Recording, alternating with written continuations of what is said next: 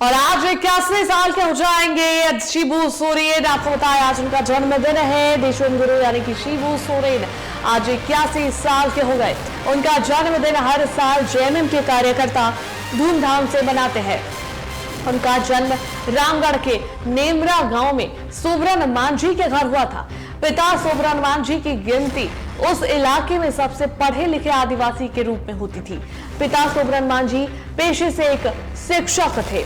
सोबरन मांझी सूदखोरों और महाजनों से उनकी बिल्कुल नहीं बनती थी। इसकी सबसे बड़ी वजह सूदखोरों और महाजनों का उस वक्त आदिवासियों के प्रति बर्ताव था।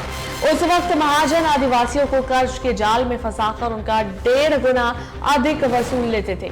महाजन सूद ना चुकाने के एवज में कई बार उनकी जमीन भी छीन लेते थे। खेत में धान उग जाने के बाद महाजन जबरन फसल ले जाते थे। इसी का विरोध उनके पिता सोबरन मांझी करते थे। इस हरकत से वे महाजनों और सूदखोरों की आंखों की किरकिरी हो गए थे। शिबू सोरेन उस वक्त हॉस्टल में रहकर पढ़ाई कर रहे थे। 27 नवंबर 1957 की सुबह शिबू सोरेन को पता चला कि उनके पिता की हत्या कर दी गई है। पिता की हत्या के बाद शिबू सोरेन को पढ़ाई में मन नहीं लगा और उन्होंने पढ़ाई छोड़ दी। उसी वक्त से शिबू सोरेन ने महाजनों के खिलाफ आवाज उठाने की सोची।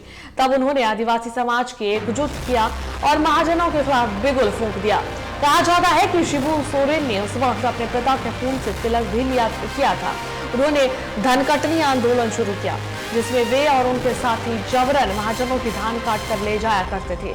जिस खेत में धान काटना होता था उसके चारों ओर आदिवासी युवा तीर धनुष लेकर खड़े हो जाते थे। आदिवासी समाज के लोगों में इस नवयुवक के चेहरे पर अपना नेता दिखाई देने लगा था। उन्होंने सूदखोरों से आजादी दिला सकते थे, जिसके बाद से उन्हें देशोम गुरु की उपाधि मिली। संताली में देशोम गुरु का मतलब होता है देश का गुरु। धीरे धीरे उन्हें अपनी राजनीतिक पार्टी की जरूरत महसूस हुई।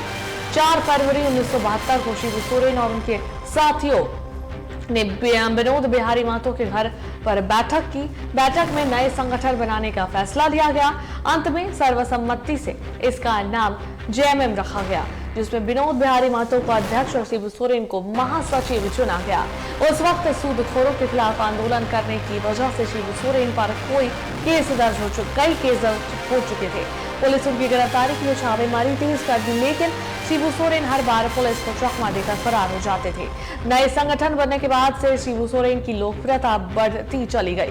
पहला चुनाव 1980 में लड़े, लेकिन हार गए। लेकिन 3 साल बाद मध्यावधि चुनाव में उन्हें जीत हासिल हुई। वर्ष 1991 में जेएमएम का बिहार विधानसभा चुनाव के लिए कांग्रेस के साथ गठबंधन हुआ, जिसमें प्रदर्शन शानदार रहा। तब से लेकर आज तक जेएमएम की ताकत लगातार बढ़ती चली गई। वहीं 3 बार राज्य के मुख्यमंत्री भी रहे। वर्तमान में मुख्यमंत्री हेमंत ने उसे आगे बढ़ाया और वर्तमान में जेएमएम झारखंड की सबसे बड़ी पार्टी बन गई है। अलग झारखंड राज्य करने के लिए शिबू सोरेन के योगदान को भुलाया नहीं जा सकता। शिबू सोरेन की अगुवाई में हुए वृहद आंदोलन के कारण ही झारखंड राज्य का उदय हुआ।